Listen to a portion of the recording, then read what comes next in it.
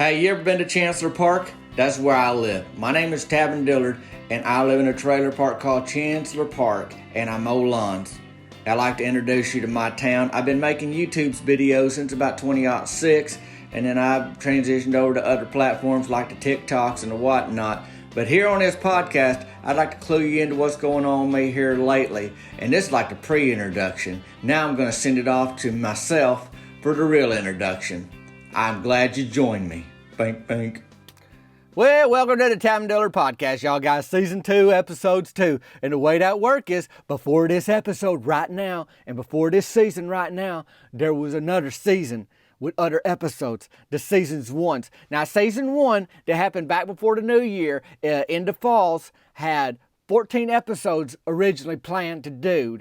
And then what happened was I decided somewhere in the fall, I want to do a very special Christmas episode. So then that added to it, that made it 15. Then I thought, well, there's only 1 week left in the year. Why not just wrap up the year with a question and answer, or as they say in the abbreviation world, a Q&A episode. So I did that. So that season 1 had 16 episodes, and now we here are in season 2, and this is episode number 2, which means we done had 1 episode. If you ain't listened to it, I encourage you to go back, listen to last week's. We'll be here waiting on you. My name's Tavin Dillard. I mow lawns. I live in Chancellor Park. This is a podcast, which is like a radio show, so there ain't nothing to look at. Don't even try it. You can listen to it, because it's for your ears. I sure hope you had a good week this week. There's a lot in life we don't get to pick. You know how about that? It's just true. You ever heard somebody say that, but you get to pick your attitude? You can't pick a lot of stuff, but you can pick your attitude. Then when they say that, you just kind of want to smack them in the face. But if you think about it, you know they're right. 2 people can have the exact same days, but one person's kind of content with the whole thing. The other's all bent out of shape. Well, the content person had a choice to make and didn't get all bent out of shape. And the other person, well, they got worked up. So that's how that go. So hopefully you picked the right response. And if you didn't, don't worry. You'll probably get 10, 15 more opportunities before you hit the pillow tonight with your head to choose differently. Opportunities is everywhere. Speaking of, I had the opportunity to get a free haircut today and a free lunch out at the Bait and Tackle because I mowed that property for Rance Farnhart. And you may be saying, Tavin, you're at the Bait and Tackle? What does that have to do with lunch and haircuts? Oh, well, you may or may not know now, Rance has a little restaurant inside the Bait and Tackle, and he give haircuts on the patio. Of course, he has the Bait and Tackle there too, but you don't want the title of the shop to be too long. Like, I'm heading out to the Bait and Tackle Barbershop and Diner today. It's just too much, Word of mouth's all you need. If he gives good haircuts, which he do, and if he has good food, which again, he do, then folks is going to talk. They're going to say good things about it, and then people know where to go. So anyhow, Rance is giving me a haircut at the Bait and Tackle today. Then I decided to do a little fishing while I was out there anyhow, and Rance loaned me a pole, because I ain't got no fishing pole. I got a tackle box, but tackle box don't do you a lot of good without a pole, because if you got no pole and a tackle box, you might as well leave the tackle box at home and just go noodling. Just use your hand, because you ain't going to be holding a sinker and a bobber and a hook in your hand. You got to have it on a pole or on a string or all that kind of thing. So anyhow, he loaned me this pole, and I was out there with my line in the water, and I got a little nibble. Am I good at fishing? I'm decent. Am I good at catching? Not so much. I ain't got a boat, so I'm on the shore anyhow, but let me rephrase that. I ain't got a way to get my boat to the water. Because I did get a little aluminum boat, but it ain't no good if you ain't got a way to get it and haul it over there and, launch that thing in the water. So here I am, fishing from the shore. And after doing a little top water fishing, I decided to put a pretty heavy sinker on there and see what them bottom dwellers was up to today. And it did not take long. I had to use the back of my quadriceps, I guess you call them your hamstraps, and they was steady getting worked. I was steady feeling the burn back there, and I started sliding toward that water. Do I lose Rance's pole that he loaned me? Or do I stay out of the lake? That's what's going through my head. Just imagine, if you will, I'm right on the shore. I got the pole in my hand. I got the line in the water, and something started steady tugging on that thing hard. And I'm sliding. My little feet are sliding toward the shore. And I'm thinking these 2 questions right here. Do I lose Rance's pole, or do I stay out the lake? Because it's going to be either one or the other. There wasn't a way that I could see a scenario where I saved Rance's pole and I saved my britches and my shoes and my socks from getting wet. Maybe my whole body. I don't know how big this thing is. I don't know if the Loch Ness live out there on the lake next to the bait and tackle or what it is. Because it was seeming like it was going to have to be one or the other of these things. And I tell you right now, I was losing part of the bank as I got pulled down. It kept coming up and kind of crumbling under me, so I just decided to yank as hard as I could. I did not go in, but a fish did not come out of there neither. So I don't know, what do you call that, like a tie? I was done anyhow. I ain't the kind of fisherman that wants it bad enough. I'm just going to tell you right now. Rance serves up a good fish and chips right there at the bait and tackle. I figure he already put in all that work. I'll just go ahead and eat that. So I got the fish and chips with a sweet tea. It didn't go into the lake.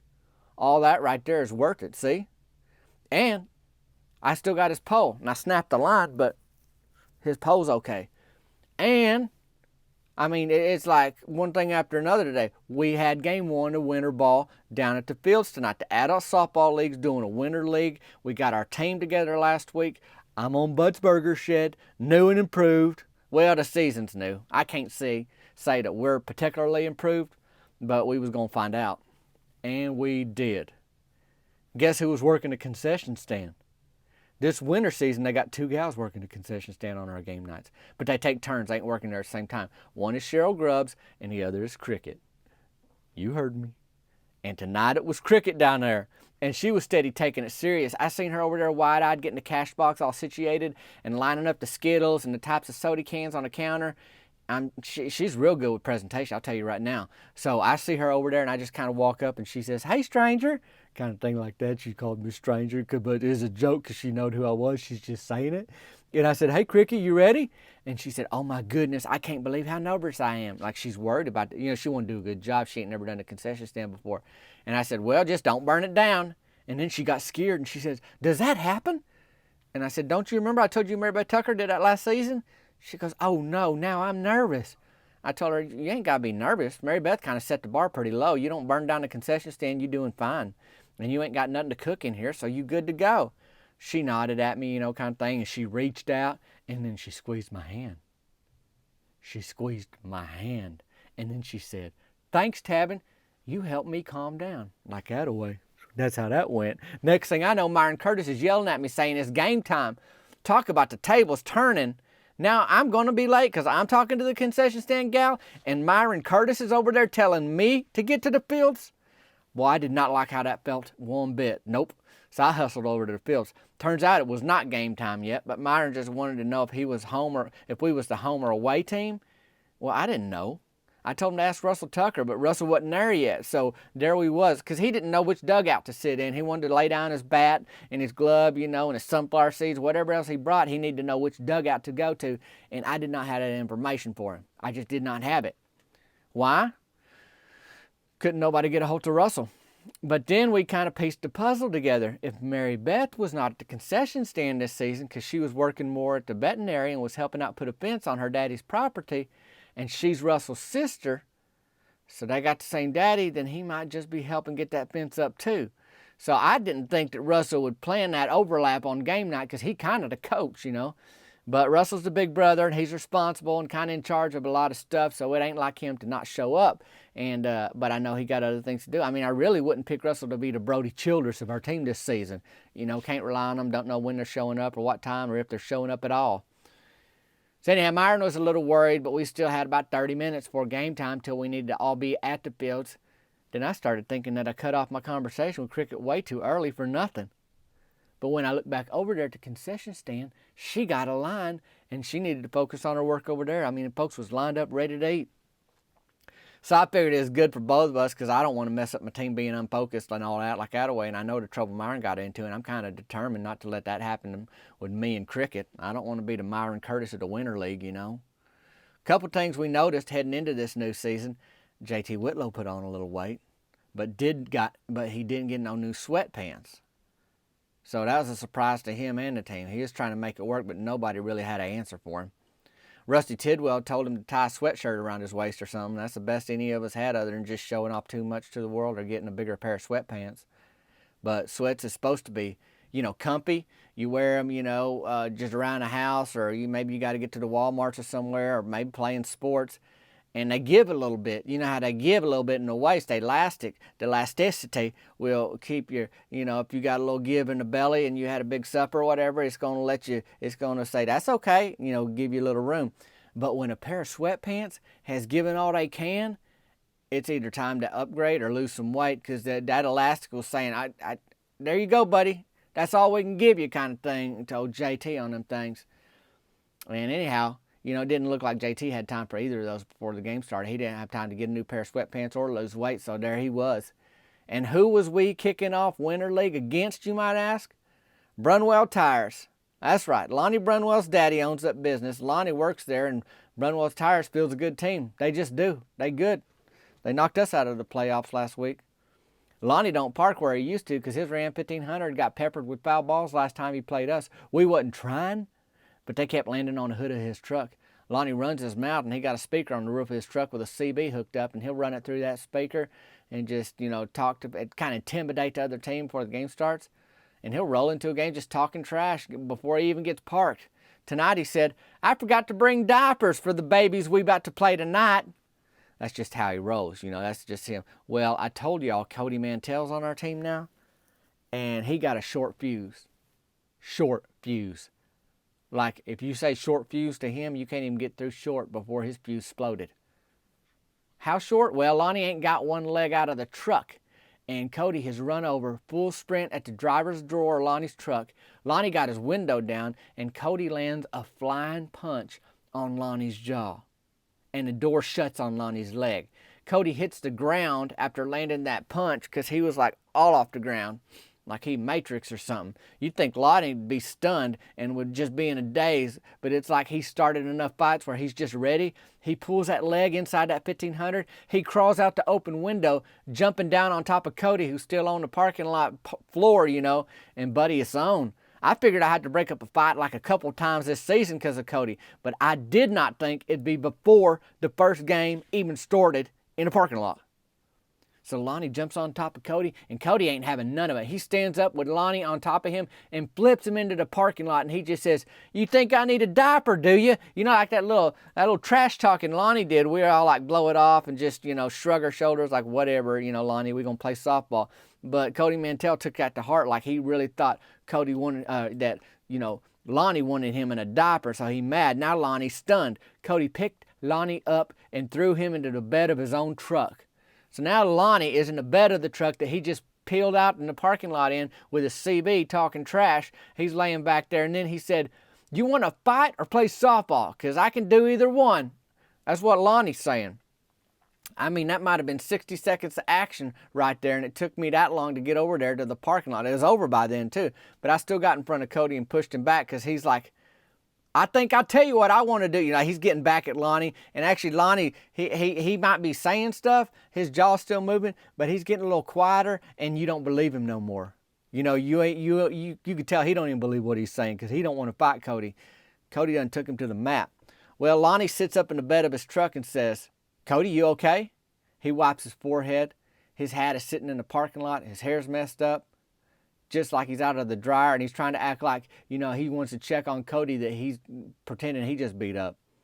But he actually looks like he's just unsure what happened, just in a daze, frazzled, trying to still play the man, but everything that you seeing with your eyes, with your visuals, say, this guy just got worked over. I mean, if you roll into a parking lot thinking you top dog, and seconds later you've been punched in the jaw while you're still in your own truck, and when you jump out to fight, you get flipped into the parking lot and then thrown into the bed of your own truck, you're going to have to rethink some things. And we still got a game to play.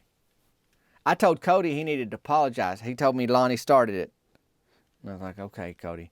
I said, Cody, that's what a little kid says. You a full-grown man. Take responsibility for what you did. We got kids out here. Come on. Well, Cody was hot, and he went back to the fields. I get it, but I ain't trying to let that fella set the pace for our team. He joined our team. We didn't come on to his team. That ain't what Team Burger Shed's about. I ain't afraid to lean into Cody, because we all got a reputation on the lines, the way I look at it. Well, little did I know Cricket was watching the whole thing, and she walked over, because everybody got out of line at the concession stand. She didn't have no business anyhow. And once the commotion started in the parking lot, and she said, Tavin, you're so brave. That's what she said. She called me brave, and I was like, oh, I don't know. She done squeezed my hand, then she called me brave. What's a fella to think, But I wasn't the only one on our team who wasn't having Cody's temper. Russell Tucker just scratched a line through his name on our opening day roster. Cody went to check when he was batting in the lineup and seen his name marked out. And there was Russell with his arms crossed. And there I was with my arms crossed. Pretty soon the whole team was looking at Cody like, this ain't going to happen, buddy. Well, Cody threw his hands up and he turned. He walked over to Lonnie Brunwell, who made his way to the other dugout. And Cody said something, shook Lonnie's hand. Then I think they even laughed. And that was that. He came back over to the dugout and Cody said, it's done. I'm ready to play. Well, how in the world do you know if somebody's ready to play? You let them play, best I can figure. And Cody was not lying. I mean, he was on Rusty Tidwell's heels all night as the best player on our team. And that's a tall order to fill, to be, neck and neck with Rusty Tidwell, who's just a premier athlete in town. Brunwell's tires took care of us in the playoffs last season. Well, you would not have known it tonight. Myron Curtis squeezed the last out on an infield pop fly tonight, and we won 14-4. You heard me. I was 3 for 7 at the plate. 1 stolen base, a bit of a slow start for me. And I was all worried about Cricket being in a concession stand and that kind of thing. But that pregame fight took my focus off that. To the point when we went to get our free snow cones after the game, I forgot she was the one working there. I completely forgot she was there till I got up to the front and seen her. That you talk about a pleasant surprise, buddy. It was pretty deep into last season before Team Burger Shed got a free snow cone at the concession stand. The only trade-off is that now it's colder outside, and that don't sound as good, but I do like a cold treat. I really do. But when you out there, and like we was running the bases, and I was stealing a base, head first. I did a head first slide. You start to heat up pretty quick.